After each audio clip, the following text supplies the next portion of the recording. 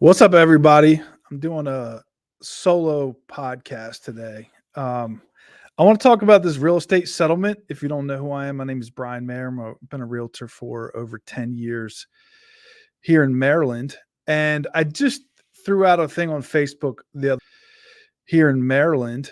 And I just threw out a thing on Facebook the other day or just now. If you want to do a podcast with me, if you want to jump in on a podcast to discuss real estate or anything interesting, I'd love to have you on as a guest. But there's a big change coming in the real estate industry August 27th.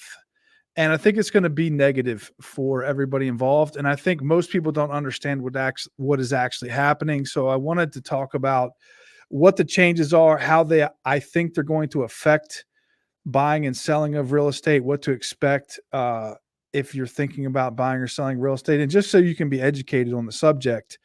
Um, I like to be brutally honest about things and just say things how they are. If you know me personally, you know that's true. I'm willing to say things that I think. So I'm just going to say straight out of the gate here, I think this is a negative situation for all parties involved. I think it's bad for buyers. I think it's bad for sellers. I think it's bad for buyers agents, especially, but it's also bad for listing agents. So let me explain what's going on.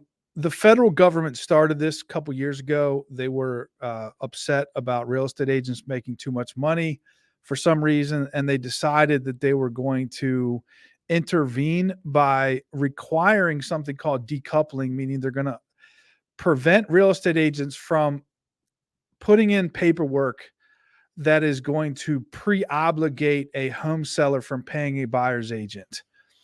I'm not sure what the real rub is around this idea, but they've now made a law that says that we're not allowed to advertise it on the MLS. And they've even gone as far as saying, don't advertise it anywhere else either. Like, don't advertise it. So what's happening now is agents are wanting to go see houses and they're texting the listing agent saying, what's the commission? So the temptation in all this is to assume that this is good for everybody and that it's going to lower commissions, which it might. And some people might celebrate that idea. Overall, I think sellers are going to be the only potential winners in this situation. But even then, I don't think it's going to be a big win for them. So the idea is they want you to sign a listing agreement and they want you to negotiate the buyer's agent commission when you write an offer. So what's going to happen is a buyer is going to get a real estate agent, and then they're going to have to put an offer in and then try to negotiate the buyer's agent commission during the offer process. There's a number of problems with this. I'm going to say first and foremost, the biggest problem is going to be working with a buyer's agent. You no longer can assume that that buyer's agent is going to be paid by the seller, and you might be asked by your buyer's agent to agree. In fact, you're likely going to be asked by your buyer's agent to pay a commission in the event that that buyer's agent and you are not able to negotiate an offer that's going to cover paying that buyer's agent. Sorry about that. So as a buyer's agent, you're going to be forced to try to negotiate your commission on every deal. So in the world we live in, it's currently August 6th, 2024. We're in a very strong seller's market. Like, if you were to look at a needle and it were to put on a chart where we are in this process as far as a buyer's and seller's market, we are heavily into a seller's market.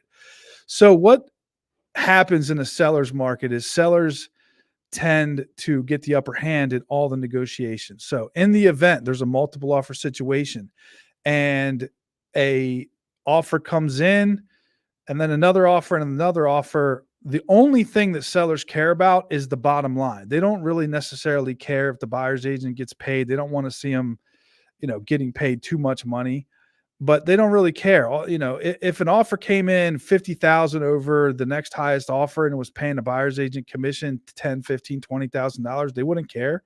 They'd be like, sure, I don't care. But it's not realistic to think that's going to happen. What's likely going to happen is the offers are going to be close to each other. And what's going to eventually happen is people are going to start to realize that this buyer's agent commission is part of the negotiating process. And it's theoretically coming into a consideration in whether or not you're going to win this deal or not. So if you're working with a real estate agent and you're losing deals because that commission is making you lose, you're coming in $10,000, $20,000 under everybody else, and you're making it so that part of that deal is you're going to have to pay this buyer's agent. It's going to cause a problem. And eventually you're going to, go to this buyer's agent and say, "Hey, listen, I can't afford to pay you." One of the big misconceptions is that, there's money somewhere that can be just like added to the deal. It can be put on a line item. Like you look at this seller sheet, you got lenders being paid. Put my phone on silent, guys. I apologize. You got lenders being paid, title companies being paid, real estate agents being paid, taxes are being paid, the government's being paid, everybody's being paid. Let's just add another line item in there for the buyer's agent. It doesn't really work that way. When you buy a house, there's only so much money that can be lent out, and it's based on what the appraised value of the property is. And you're not going to be able to lend over and above that amount to pay a buyer's agent. So I'm getting into the weeds here, guys, but it's important to understand what the situation is. I don't know if somebody's trying to get on this podcast or what. My phone is like blowing up over here. So as a seller, what they're looking at is the bottom line. And I went on a listing appointment the other day and I was like, "Listen, we're not allowed to, pre-agree to these buyer's agent commission. Let me tell you, most likely what's going to happen is an offer is going to come in with a buyer's agent's commission as part of the offer." And you know what he said? "Forget them. I could care less. I'm not paying anybody any money. I don't have to." That's the core value of a home seller. I don't care about anybody else but myself. I don't care if you get paid. I'm happy if you do, as long as you get me what I want. I'm happy to pay whoever I need to pay as long as I get what I want. But I'm not volunteering to pay some buyer's agent, especially in the event that that buyer's agent is being a pain in the butt and making my life miserable and, negotiating against my interest. Like, I get it on the surface that it doesn't make a lot of sense. So as a seller, it seems like you could theoretically sell your house without having to pay a buyer's agent. The downside to that is, fast forward, a year or two, maybe 6 months, I don't know, and you start seeing a lot of buyers coming in without agents. Let me just tell you what it's really like. I've been doing this 10 years. I've done hundreds and hundreds of transactions. When you're working with a buyer who's unrepresented by a real estate agent, it is a nightmare because they don't know what they're doing, and they have, in many cases, deep suspicions that they're being taken advantage of. And they're sort of holding on to, "I'm not going to do this. I'm not going to do that. I shouldn't have to pay for this. I shouldn't have to fix this." It creates a nightmare scenario for many people involved in that situation. So now your representation, your listing agent, is going to have to deal with that buyer. It doesn't necessarily end well all the time. Sometimes it does. Like, theoretically, if I'm a buyer, obviously I'm a real estate agent. I know what I'm doing. Would I hire a real estate agent? Obviously not, because I don't need representation. If my dad or sister or daughter was buying a house, would I tell them to hire a real estate agent? Obviously, I'm a real estate agent. I would just tell them what to do. Should I recommend everybody buy a house without a real estate agent? Here's the problem, guys, and this is the bottom line. Before I was a real estate agent, I was a mortgage lender, and I did that for like 5 years. So I'm total 15 years in this business. When I was a real estate agent, I worked primarily in Southern Maryland, primarily in Calvert County. It's the, I think, 11th richest county in the United States of America. The majority of the time that I went to settlement as a loan officer, knowing how much money is in their bank account, they didn't have a lot of money in their bank account. Now, again, this was 2009 through 14. We were in an economic downturn. People have now sold a house and they have money, so this might be a little different today than it was back then. But most people don't have the money set aside to pay a real estate agent. They've saved up for the down payment, and then they got hit with this idea of, "Oh, by the way, you have to pay 3.5% closing costs." The average sales price in Calvert County for a single family is like $500,000. That's like $17,000, $16,000 something dollars of closing costs on top of your down payment that you have to pay. That's a minimum bar of entry.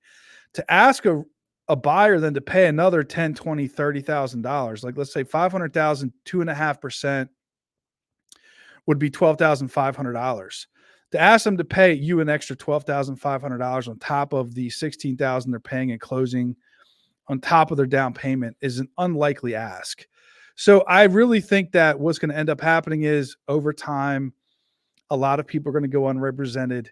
The other big challenge this presents, if buyers don't have buyer's agents, who's going to show them the house? You're like, duh, the listing agent. That's what I paid them to do. Okay. So I've had many listings before that had 25 showings in a weekend. I've had the majority of my career, I've had multiple listings at the same time.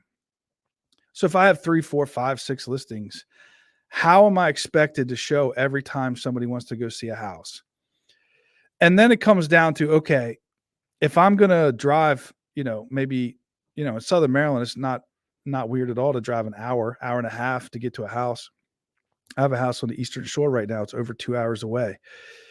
It's probably going to cause me to scrutinize this appointment. Like, hey, what's your situation? How interested are you in this house? Are you pre-qualified? Can I see your lender letter? I want to make sure you're not a looky-loo. And I could tell you that today, when I show a lot of houses as a listing agent to an unrepresented buyer, most of the time they're looky-loos. First house I've looked at, I just saw this come up. I wanted to see the inside. I had to drive 2 hours the other day to an appointment. The guy called me 5 minutes before and said, hey, I drove around the neighborhood. I'm not really interested. I'm not buying it. I had to drive 2 hours all the way back. That's not going to happen on a scale. It's not possible for me to show all my listings 20 times, especially in the same weekend. It's just not possible. So then therefore I'm obligated to go show this property. And then somebody calls me and they want to see another one of my listings. Do you have an agent? No. What are we going to do? I have to reschedule that guy. Well, what if that guy or gal is in the military? And this happened to me just a couple weeks ago. He's only in town for 2 days. He wants to see 20 houses in 2 days. And if you can't show him that house during that, 1 hour that he's in Mechanicsville or Leonardtown or Lusby or whatever, you're not going to sell it to that guy because he's not coming back. Like she's going to go on going to see houses when they become available. The chance of you selling him that house, if you're not available to show it to him the first time, goes down quite a bit. So I think it's going to restrict the number of people that are looking at houses. It's going to restrict the availability of houses to be shown in general. And the other thing that we need to think about is the mortgage lenders. And I know this is, again, getting in the weeds a little bit, but I need you to think about something. It's something to just don't people know. I'm kind of pulling the curtain back on this industry. Most people that go to buy a house and they start the process, they go into their local bank or they go on some website or whatever, and they get a lender. That lender does not have access to the local Charles County, Calvert County, St. Mary's County, Anne Arundel, PG County programs. You're calling some guy in Milwaukee to get a loan. He doesn't know about these programs. These programs are offering tens of thousands of dollars in closing help. They also don't know how the taxes work here, and they don't know what the best loan programs are. We have a program here that they don't use in most of the countries. USDA, no money down, 100% financing. So when I'm a buyer's agent, and again, if you know me and if you work with me, you know how this goes. 80% of the time you call me with a lender, 80% of the time, 90% of the time before we closed the deal, you were using my lender, Tim Murphy. And the reason why is because Tim was able to find you a better program that offered you a better rate, that offered you less money down, that was just overall better. The other lender didn't even offer that program. So if buyers are no longer working with buyer's agents, they're only working with the listing agent, they're not going to help them find this lender. So these mortgage lenders who are relying on buyer's agents to feed them business are going to have to go out of business. Your local lender, like my man Tim Murphy, gets almost all of his business from real estate agents. If there are no more buyer's agents, he's going to have to figure out another way to get business or not be in business. And then it's going to cause people to then use more of these national rocket mortgage type companies, they're going to end up in a lesser situation just 80% of the time. So it's going to hurt the mortgage industry quite a bit. It's going to hurt the real estate industry quite a bit. Like, real estate agents can't afford to take you out and go see houses knowing you have no money to pay them. And then as time goes on, less and less houses are offering a commission. So if, 50% of houses are no longer offering a commission, am I going to take my time and drive you out to Nanjamoy to go look at a house? I call the agent up. They say they're not paying a commission, or, make it part of your offer. And then you make an offer and they say, we're not paying it. What am I supposed to do as a buyer's agent now? Am I supposed to say, hey, you can afford the house, you can afford the down payment, and you can afford the closing costs, but you can't afford a commission. The seller's refusing to pay a commission. Do you want me to now spend the next month like helping you through this process of buying a house for free? Like, I drove you out here for free. I might just decide, hey, listen, I'm not going to work with you if you don't have the ability to pay me. And who is that going to hurt? It's going to hurt people that can't afford to pay real estate agents. This is going to hurt poor people the most. It's going to hurt first-time home buyers the most because they don't have the money to pay the real estate agent. And if the majority of the houses, or some high percentage of houses, are not paying enough money to hire someone like me, who's an expert, who's been doing this through hundreds of transactions to protect you through the deal, you're going to be stuck with a dudball real estate agent, or you're going to be stuck with no real estate agent. You're going to be in a bad situation. People that are buying $1 million houses are more likely to do something called trading time for money. Like, if it saves me time and I could spend money to save time, that's what I'll do. They could pay a real estate agent. They see it as an advantage. They see it as helpful. It's worth the money. People can't afford it, just can't afford it, regardless of what they think. So it's going to hurt buyers considerably. It's going to hurt sellers because sellers are not going to be able to show their houses as much as they want to if their listing agent's not available. It's going to hurt lenders. And it's really just going to hurt the whole idea that they were somewhat trying to solve here, which was transparency, because they were saying that buyers didn't know that realtors were running around telling real estate agents, oh, we work for you for free. And I get it. Like, that made sense to say to somebody at one point. It's not really true, but it made sense. Like, you get to keep me as a real estate agent. You get all my expertise. You get to pay me nothing. It's essentially seems like it's free. That made sense. It's no longer going to be the case. So it's going to hurt the industry all the way around. I think a lot of real estate agents are going to have to get out of this business. I think a lot of lenders are going to have to get out of this business. As far as title companies are concerned, I think, you have to settle somewhere. I'm not sure it's really going to hurt the title company business altogether. I don't really see an upside for this. If you disagree with me, I would love for you to tell me why you disagree with me. If you want to jump on a podcast and discuss this, I would love for you to tell me why I'm wrong. I would love to be wrong, but I don't think that I am. I did hear somebody say this, that they think it's wrong for a listing agent to have to pay the person who's working against their interest. I don't necessarily disagree with that statement, but you could look at it a different way. You could look at it as you're paying a commission to the person who brought you the buyer, the person who made sure they're qualified, who walked them through all the steps of the process, who made sure they didn't get out of hand. When they start asking for stupid things, you can call the buyer's agent and say, hey, listen, can you get your guy or gal under control? Let them know this is not how we do this. This is not normal in this market. We're not going to fix the entire, punch list that you came up with us in this home inspection.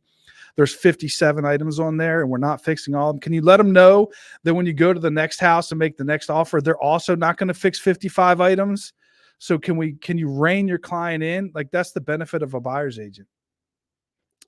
So that's it, guys. I hope that you found this helpful and informative. And again, if you want to discuss this, if you want to chat in the comments, if you want to let me know what you think about it, I would appreciate your input. But I'm just going to be brutally honest with you. I think this is bad for everyone involved. And if you were to type in real estate settlement into Google or type in real estate commission changes, whatever into Google, it's being spun in the media as a positive thing and saying, oh, you're going to save money. Even Joe Biden was like, oh, everybody's going to save money. You'll be able to save money now. Are you really going to be able to save money? I mean, the only person potentially saving any money is the seller. If they can get through this process without paying the buyer's agent, are they going to voluntarily ever give any money away? Never, never. Right. So I don't think that anybody's really saving any money. It's not going to be easier to buy a house. It's going to be harder to buy a house. Is there anything that's going to be done about it? No. Is anybody coming to save the industry? No. Does anybody care? No. If you go into the comment section of any article about this, everybody's mad. They think the real estate agents are scam artists and they're just, screwing everybody over. They don't really understand how this works. They're sort of buying into the media hype. I get it. Like, you feel like it's too much money. Just keep in mind, everything has been and always will be negotiable. You can negotiate with your buyer's agent to give you part of their commission back. You can negotiate with the buyer's agent to do it for a flat fee. You can negotiate with your buyer's agent that you're only going to work with them on houses where they can get paid a commission, which is going to happen quite a bit, but you're going to be limited to the houses you can buy in that situation. So that's it, guys. I hope you found this helpful and informative. Again, I would love your opinion on this. Thanks for watching.